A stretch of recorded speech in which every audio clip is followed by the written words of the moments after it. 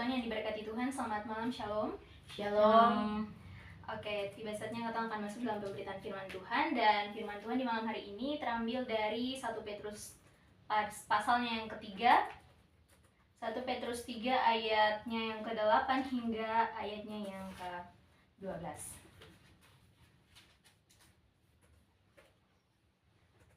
So, temukan Mas Saudara? Sudah. Oke, sebelum kita masuk dalam pemberitaan firman Tuhan, kita akan berdoa terlebih dahulu. Untuk itu kita meminta Kak Agnes untuk membawakan kata dalam doa. Waktu baik sebelum kita mendengar firman Tuhan, mari kita kata dalam doa. Allah Bapa Kristus di surga, terima kasih karena Engkau telah menuntun menjaga kami sampai saat ini sekarang. Bapa, dan sekarang kami akan membaca firman-Mu, kiranya Engkau memberkati agar firman ini bisa menjadi berkat dan penemuan bagi kehidupan kami Tuhan. Haleluya, amin. Oke, terima kasih Kakak. Sekali lagi, kata punya pembacaan di malam hari ini terambil dari 1 Petrus pasal 3 ayatnya yang ke-8 hingga ayatnya yang ke-12 yang berbunyi demikian. Kasih dan damai. Dan akhirnya, hendaklah kamu semua seia sekata, seperasaan, mengasihi saudara-saudara, penyayang dan rendah hati, dan janganlah membalas kejahatan dengan kejahatan atau caci maki dengan caci maki. Tetapi sebaliknya, hendaklah kamu memberkati, karena untuk itulah kamu dipanggil, yaitu untuk memperoleh berkat. Sebab siapa yang mau mencintai hidup dan mau melihat hari-hari baik, ia harus menjaga lidahnya terhadap yang jahat dan bibirnya terhadap ucapan-ucapan yang menipu. Ia harus menjauhi yang jahat dan melakukan yang baik. Ia harus mencari perdamaian dan berusaha mendapatkannya. Sebab mata Tuhan tertuju pada orang-orang benar dan telinganya kepada permohonan mereka yang meminta tolong, tetapi wajah Tuhan menentang orang-orang yang berbuat jahat. Demikianlah kata punya firman Tuhan di malam hari ini. Oke, persekutuan yang diberkati Tuhan, kata punya perenungan di malam hari ini dengan tema menjaga lidah mendatangkan damai. Persekutuan yang diberkati Tuhan, mungkin sebelum masuk lebih jauh dalam perenungan firman Tuhan di malam hari ini, ada sebuah pertanyaan mendasar saja untuk katong semua. Mungkin dari seluruh anggota tubuh yang ada, dari kepala mungkin, mata, tangan, atau telinga, mungkin menurut saudara semua mana bagian tubuh yang paling harus diperhatikan, paling harus dijaga, atau yang paling disukai? Lidah. Kenapa lidah? Karena lidah itu adalah hal paling sensitif. Iya, sensitif. Dia juga dari dia bisa keluar yang positif dan bisa juga yang negatif. Oke, ada yang lain?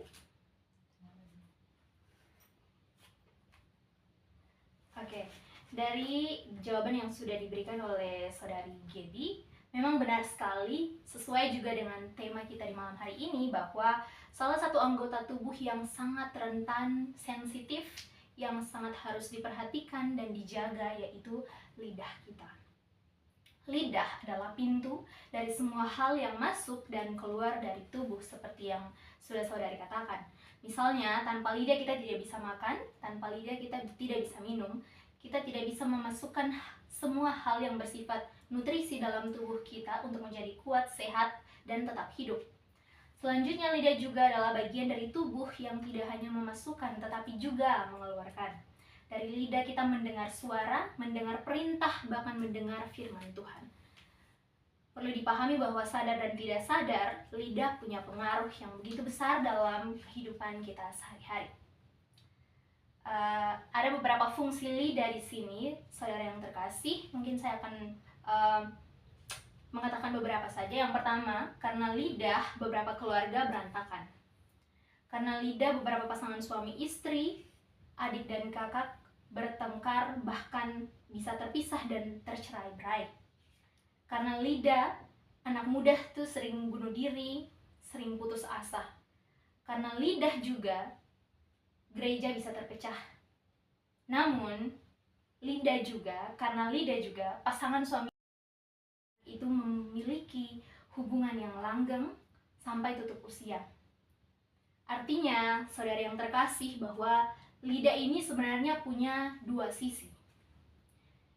Bisa mendatangkan kasih dan damai sejahtera, tetapi sebaliknya lidah ini bisa mendatangkan kutuk dan kebinasaan. Kemudian saudari yang terkasih, pada hari ini teks firman Tuhan kita juga mengajak kita semua untuk melihat betapa buasnya lidah itu sendiri. Maka hari ini persekutuan yang dilakukan hari ini berlandaskan pada firman Tuhan dari surat 1 Petrus 3 ayat 8 hingga 12. Berdasarkan teks tersebut, saudari, maka saya merumuskan tema hari ini ialah, ada yang masih ingat? Menjaga lidah untuk mendatangkan kebaikan. Menjaga lidah mendatangkan damai. Menurut tradisi, surat ini ditulis oleh Petrus murid Yesus. Sekitar tahun 64, pada masa pemerintahan Kaisar Nero, pada masa itu semua orang Kristen itu dibunuh karena mereka dianggap sebagai musuh negara pada saat itu, karena mereka menolak untuk memuja Kaisar dan dewa, memuja Kaisar sebagai dewa. Orang-orang Kristen yang dibunuh saat itu disebut juga sebagai martir atau sebagai para saksi. Saudara yang terkasih, surat ini ditujukan kepada umat Kristen yang tersebar di wilayah Asia Kecil bagian utara. Wilayah ini merupakan bagian dari wilayah jajahan Romawi. Penulis menghendaki agar orang yang membaca surat ini memiliki kesadaran bahwa yang pertama, sebagai orang-orang Kristen, maka mereka akan melewati dan menanggung penderitaan karena iman mereka. Namun, saudara-saudari, Petrus mau menyampaikan bagi orang-orang di Asia Kecil dan tidak terpungkiri juga bagi kita di saat ini bahwa, hai orang-orang Asia, penderitaan sebesar apapun tidak akan mengalahkan dan menghancurkan engkau. Sebab Yesus Tuhan dan Juru Selamat itu sendiri telah mengambil dan menderita sengsara mati untuk menanggung dosa manusia, dan Yesus telah dibangkitkan dari semua penderitaan tersebut. Untuk itu, saudara-saudara yang terkasih, orang-orang Kristen telah diselamatkan Allah. Amin. Amin. Keselamatan itu bisa dirasakan dengan satu kunci saja, yakni turut pada kehendak Allah dan bukan pada kehendak diri sendiri. Kemudian hal kedua yang ingin disampaikan penulis, saudara-saudari, bahwa keselamatan itu sudah diberikan Allah secara gratis atau secara cuma-cuma. Tugas kita hanyalah tinggal bagaimana menjaga keselamatan yang diberikan dengan cuma-cuma itu, agar kita tetap hidup pada jalan dan kehendaknya. Jadi untuk melakukan kunci keselamatan itu, ialah dengan cara benar-benar menunjukkan identitas dirinya sebagai umat pilihan Allah, dan itu tergambar dalam kekudusan hidup sebagai pelayan, sebagai suami, sebagai istri, sebagai orang tua, sebagai rekan sekerja, sahabat, sebagai bahkan anak sekalipun. Kemudian hal ketiga yang ingin disampaikan penulis, yaitu sederhananya Petrus mau menyampaikan bahwa jadi orang Kristen jangan jadi Kristen yang KTP. Di KTP Kristen Protestan, tapi kelakuannya Kristen Prosetan. Hari Minggu rajin ke gereja, pulang ibadah Minggu sibuk membahas tetangga, sibuk membahas teman yang tadi baru selesai pelayanan, sibuk membahas pelayanan-pelayanan yang tidak sesuai dengan apa yang mereka kehendaki. Bahkan sibuk menyudutkan istri atau teman, sebaliknya istri menyudutkan suami, saudara yang satu menyudutkan saudara yang lain. Kemudian hal keempat yang ingin disampaikan penulis, yakni kunci jadi orang Kristen yang baik bisa tergambar dari apa yang diperbuat, yang kita keluarkan dari lidah kita sendiri. Saudara-saudara yang terkasih, 1 Petrus 3 ayatnya yang ke-10 yang adalah fokus tema kita saat ini. Mungkin kita bisa baca bersama ayatnya yang ke-10. 1, sudah? 1, 2, 3. Siapa yang mau mencintai hidup dan mau melihat hari-hari baik, ia harus menjaga lidahnya terhadap yang jahat dan bibirnya terhadap ucapan-ucapan yang menipu. Siapa di antara kita yang tidak ingin hidup kita menjadi baik? Hari-hari hidup kita, saudara-saudari, adalah hari-hari hidup yang penuh dengan kedamaian dan sukacita. Tetapi pertanyaannya, apakah sudah damai dan sudah ada sukacita dalam hidup kita? Apakah orang-orang di sekitar kita sudah merasakan sukacita dan damai melalui diri kita? Apakah saudari-saudari kita, apakah teman, sahabat, bahkan orang yang kita jumpai sudah merasakan damai dan sukacita melalui diri kita? Kalau belum, Petrus ingin menyampaikan bagi kita bahwa kalau mau memancarkan kasih dan damai sejahtera dari diri kita yang adalah kunci tema kita di hari ini, berarti jangan muluk-muluk, saudara-saudari. Lakukanlah hal itu dari diri kita dan dari diri kita dengan menjaga apa yang ada pada kita, yaitu lidah kita tadi. Hari-hari baik dalam teks ini bukanlah hari-hari yang dapat dihitung dengan waktu dalam dunia kita saat ini, tapi hari yang melampaui angka, bulan, bahkan tahun yang kita jalani. Artinya bahwa saudara-saudari, hari-hari yang baik ialah hari di mana kita mendapatkan keselamatan, damai sejahtera itu yang kekal. Itu berarti menjaga lidah dengan memperkatakan kebenaran, dan firman Tuhan memiliki upah yang besar, dan itu tidak hanya berdampak pada hidup yang saat ini, tetapi juga hidup yang nanti. Lidah memainkan peran yang sangat penting, saudara-saudari. Karena lidah sepasang suami istri, bahkan sebuah keluarga bisa saling menyayangi melalui saling memuji, mendoakan, dan menguatkan. Namun sebaliknya, karena lidah juga sebuah keluarga Kristen itu bisa berantakan. Karena perkataan suami mungkin yang tidak mencintai istrinya, atau perkataan saudari terhadap saudara yang lain dalam sebuah keluarga yang tidak mengasihi, caci maki, sumpah, bahkan kalimat kasar dan sebagainya. Sama seperti orang-orang di Asia Utara tadi, bahwa firman Tuhan hari ini ingin mengajak beta dan saudari-saudara semua di malam hari ini untuk tetap menjaga lidah terhadap segala hal yang tidak baik, agar kita dapat meneladankan, menunjukkan diri kita sebagai pengikut Kristus yang bukan Kristen KTP itu tadi. Lidah mungkin anggota tubuh yang kecil, saudara-saudari, tetapi dampaknya sangat besar. Jadikan lidah kita sebagai lidah yang memperkatakan dan membawa berkat, membawa kedamaian dalam keluarga, membawa kedamaian dalam kehidupan, pendidikan kita, organisasi kita, persekutuan di mana saja kita berada. Untuk menutup firman kita di malam hari ini, saudara-saudari, saya ingin berbagi sebuah kisah tentang seorang presiden India, Dr.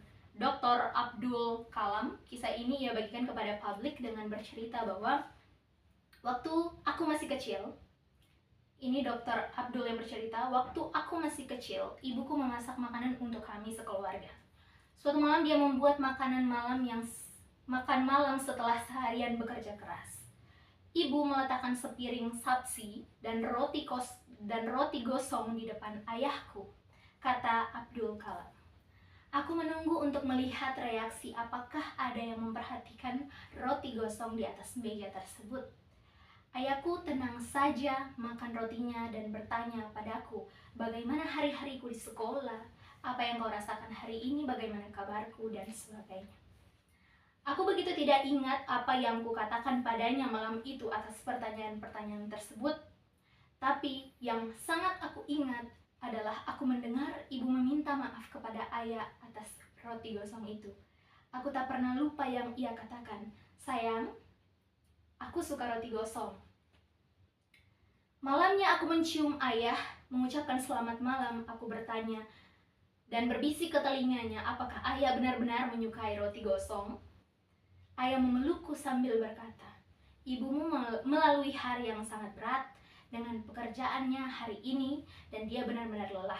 Artinya, saudara-saudari, jangan sampai kata-kata kita membuat gosong hati orang yang kita kasihi. Roti gosong tidak pernah menyakiti siapapun, kata-kata kasarlah yang menyakiti mereka.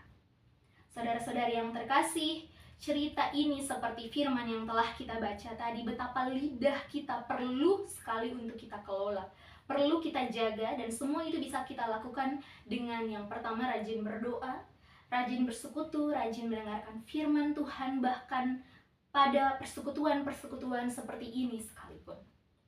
Semakin rajin kita dekat dengan air, kita akan menjadi basah. Begitupun dengan firman Tuhan. Semakin kita cari air kehidupan itu, di dalam firman Yesus Kristus, kita akan semakin dikuatkan untuk menjaga hidup, bahkan lidah kita. Persekutuan yang diberkati, ini sudah di penghujung bulan November, sekitar 30 lebih hari lagi kita akan sampai pada penghujung tahun ini. Kurang lebih 3.000 lebih hari sudah kita lewati dan lalui bersama keluarga kita, mama papa kita, saudari kita, sahabat kita, bahkan kerabat kita. Lantas dalam 3.000 lebih hari ini, berapa banyak lidah kita pakai untuk mendatangkan damai melalui pujian, melalui cinta kasih, seperti kamu hebat, aku bangga padamu, aku mencintaimu. Semangat sekecil kata-kata pujian saja, sudahkah kita mengeluarkannya untuk orang-orang yang mengasihi kita, bahkan tidak mengasihi kita? Atau bahkan kita kepada orang tua kita, sudahkah kita bilang, ibu atau mama, terima kasih tidak pernah lelah ada untukku, atau papa terima kasih selalu berusaha yang terbaik untukku.